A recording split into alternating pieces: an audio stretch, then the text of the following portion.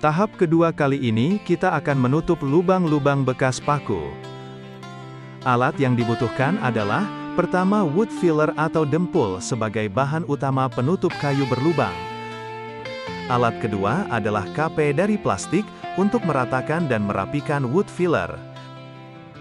Alat ketiga adalah bekas wadah dempul tusir untuk menyedot dan meletakkan wood filler ke dalam lubang kayu. Wood filler ini dicampur dengan air, jadi nantinya bahan ini akan meresap masuk ke dalam kayu yang berlubang. Kita lanjutkan dengan menutup semua lubang kayu bekas paku dengan wood filler. Setelah seluruh lubang tertutup dengan wood filler, tunggu beberapa saat sampai wood filler terasa padat, tapi jangan sampai kering. Selanjutnya, rapikan wood filler dengan KP sambil sedikit ditekan dan diusap.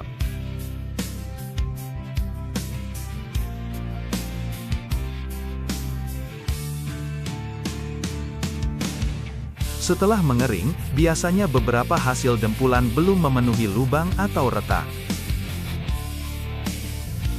Ulangi proses dengan menambahkan wood filler lagi, dan merapikannya sampai lubang-lubang sempurna tertutup, tanpa ada retakan.